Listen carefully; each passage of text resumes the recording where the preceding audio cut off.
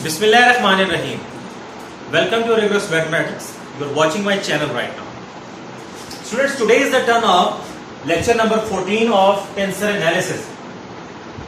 In lecture number 12, we have discussed the zero order tensors, which are also known as the scalars. Later on in lecture number 13, we talk about first order tensors. And then I said that there is a classification amongst tensors of every rank. When you talk about the first order tensor, there are two types of first order tensors. Number one, which we have studied in the previous lecture, that is the contravariant tensors of order 1 or the contravariant vectors. Contravariant vector is also an alternate name used for the contravariant tensor of order 1. And then I said that there is also another type which we are going to discuss in today's lecture. Again मैंने main heading क्या दी, first order tensor. First order tensor type 1 already study हो चुकी है. This is students type number 2. और type number 2 क्या है? Type number 1 थी contravariant components of tensors of first order. Sorry, contravariant tensors of first order या contravariant vectors. Type 2 क्या है? Covariant tensor of first order, या फिर इसको आप क्या कह सकते हैं अल्टरनेटिव वे में, कोवेरिएंट वेक्टर्स. ठीक है, क्या नाम है? कोवेरिएंट टेंसर ऑफ ऑर्डर 1 या रैंक 1, या फिर अल्टरनेट नेम कोवेरिएंट वेक्टर्स. तो क्या डेफिनेशन है देखते हैं. A set of n quantities ai. ठीक है, i सबस्क्रिप्ट में होगा. आगे चल के हम बताते हैं. मैंने यहां पर मेंशन भी किया हुआ है कि इसकी रीजन क्या है. ये हम आगे चल के पढ़ते हैं. A set of n quantities ai in a coordinate system x. x system के अंदर n क्वांटिटीज कौन सी ली गई हैं? अगेन जैसे वहां बताया था a1 a2 सबस्क्रिप्ट में लिखना है. यहां जो भी लिखना है याद रखें, बिकॉज कोवेरिएंट्स डील हो रहे हैं, कॉन्ट्रावेरिएंट्स डील नहीं हो रहे हैं. We are talking about the covariant tensors of first order. ये उसकी डेफिनेशन है. A set of n quantities a1, a2, up to an in a coordinate system x. x system के अंदर, और कौन सा उस सिस्टम की डायमेंशन क्या है? It is an n dimensional system. यहां पर किसी भी पॉइंट की पोजीशन लोकेट करने के लिए n नंबर ऑफ कोऑर्डिनेट्स चाहिए. ठीक है, is set to form the components of a covariant tensor. ये किसी covariant tensor के n components कब बनाएंगे ये quantities? जब वो x बार सिस्टम के अंदर मजीद n quantities के साथ रिलेट करें. किस अंदाज में? वो अंदाज क्या होगा? वो अंदाज होगा स्टूडेंट्स ये वाला. ओके, क्या मैंने बोला कि n क्वांटिटीज x सिस्टम के अंदर जो मौजूद है वो x बार सिस्टम में पाए जाने वाली n क्वांटिटीज के साथ थ्रू दिस रिलेशनशिप जब रिलेट कर जाएं, एसोसिएट कर जाएं, तो ऐसी n क्वांटिटीज को आप क्या कहते हो? ऐसी n क्वांटिटीज को आप क्या कहेंगे? You will call them as the components of a covariant tensor. Let me clear out one thing very quickly.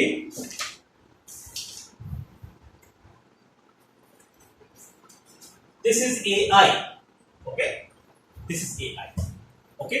यानी कि जब ये वाली n quantities AIs इन n quantities के साथ इस प्रोसेस के थ्रू आपस में रिलेट या एसोसिएट करेंगी, तो इन n quantities के बारे में क्या कहा जाएगा कि these are the components of some covariant vector. And covariant vector basically means the covariant tensor with order 1. ये फर्स्ट ऑर्डर टेंसर की टाइप 2 है. अगेन जिस तरह कॉन्ट्रावेरिएंट वेक्टर या कॉन्ट्रावेरिएंट टेंसर्स ऑफ ऑर्डर 1 के केस में किया था, हम यहां पर भी देखते हैं कि यहां से कितनी इक्वेशंस निकलती हैं. ऑफ कोर्स स्टूडेंट्स, आपके पास P जो है it is a free index, क्योंकि आप देख सकते हैं P यहां भी एक बार है और यहां भी एक बार है. It means for every value of P you will get one equation. Okay, we see that equation 1 represent n equations. क्यों भाई? क्योंकि p की वेरिएशन 1 से n तक है, और वो कौन कौन सी हैं? a bar 1 is equals to partial x। अब i समेशन इंडेक्स है, डमी इंडेक्स है, समेशन कैरी करेगी, ठीक है। Partial x1 by partial x bar p क्या यूज हुआ है? 1 into a1 plus partial x2, अब ये x बार 1 फिक्स रहेगा, into a2 plus partial x3 और partial x bar 1 a3 plus up two plus partial xn by partial x bar 1 into an। इसी तरह students a बार 2 कितना आ जाएगा?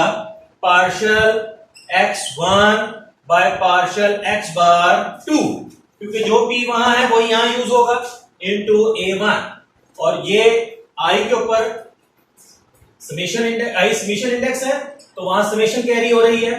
Partial x2 by partial x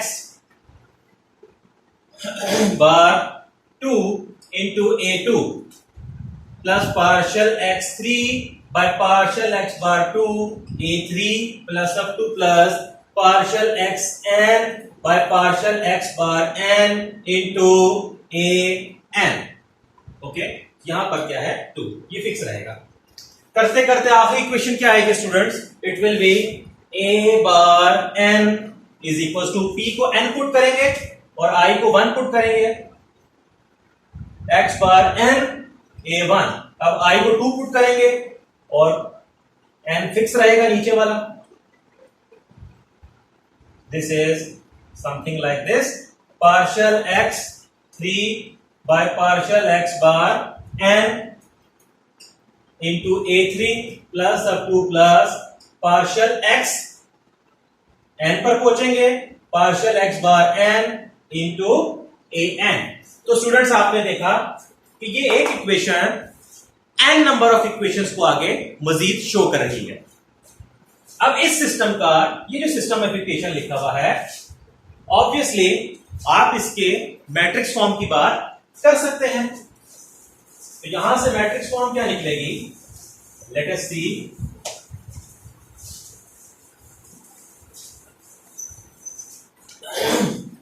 in matrix form,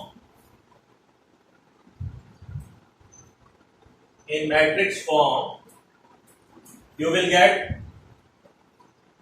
a1 bar, a2 bar up to an bar is equals to, अब यहां एक matrix बनेगी n cross n की, because n number of equations are you know very well.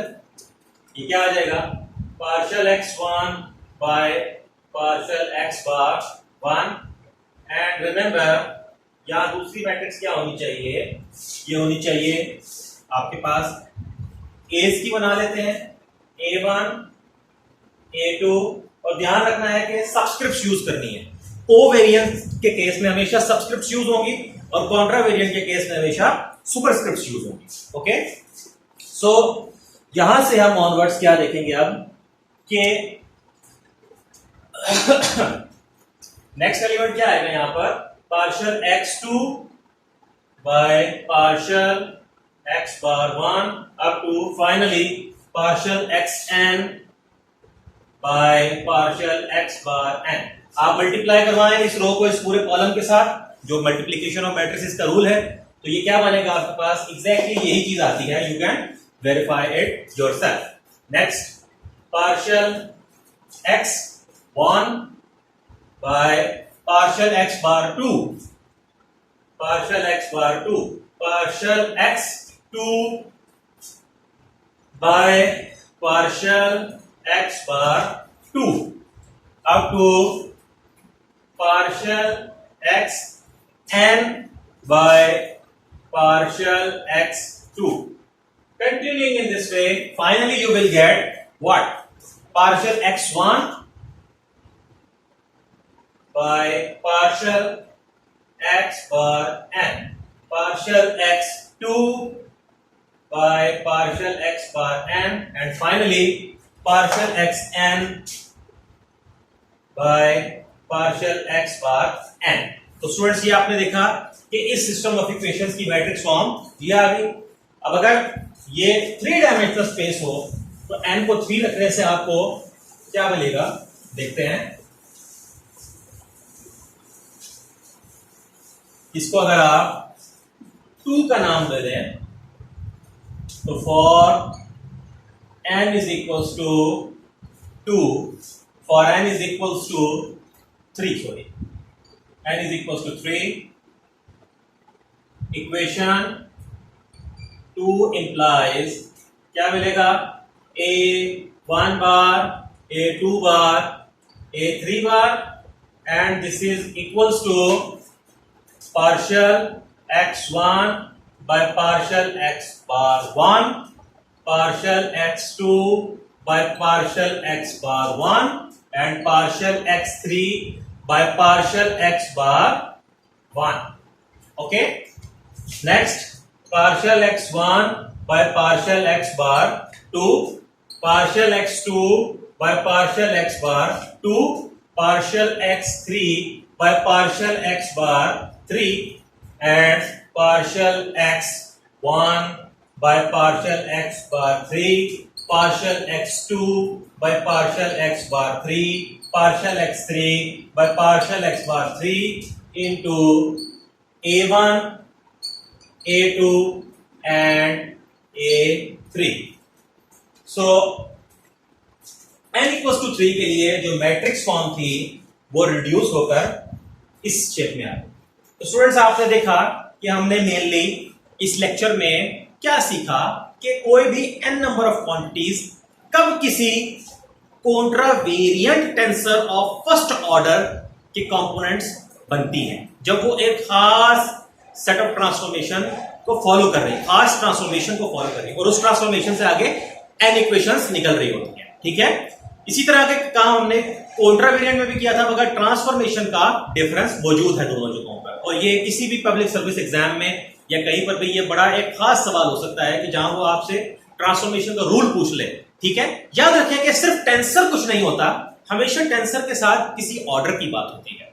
हमेशा tensor किसी space के अंदर होगा, n डायमेंशनल स्पेस में जनरली लिया जाता है, और उसका रैंक जनरली m लिया जाता है। ठीक है, या कुछ भी आर्बिट्रेरी आप उसको कह सकते हैं। हमने इन दोनों लेक्चर्स में फर्स्ट रैंक के टेंसर्स को डिस्कस किया। जब हम फर्स्ट ऑर्डर टेंसर्स पे गए तो हमने देखा कि यहां से फर्स्ट ऑर्डर टेंसर्स की फर्दर 2 टाइप्स, एक को कॉन्ट्रावेरिएंट कह दिया और एक को कोवेरिएंट कह दिया। फिर कॉन्ट्रावेरिएंट वाले एक सर्टेन ट्रांसफॉर्मेशन लॉ को फॉलो कर रहे थे और कोवेरिएंट वाले भी एक सर्टेन ट्रांसफॉर्मेशन लॉ को फॉलो कर रहे थे। In the next lectures we will talk about second order tensors या टेंसर्स ऑफ रैंक 2। फिर उसके अंदर भी 2 टाइप्स आएंगी, एक कहलाएगी कॉन्ट्रावेरिएंट टेंसर ऑफ सेकंड ऑर्डर और दूसरी होगी covariant tensor of second order. Hopefully आपने लेक्चर को एंजॉय किया होगा। चैनल को जरूर सब्सक्राइब करें, शेयर करें, लाइक करें मेरी वीडियोस को, और कमेंट सेक्शन के अंदर अपनी ओपिनियन जरूर। Thank you so much. अल्लाह हाफिज़।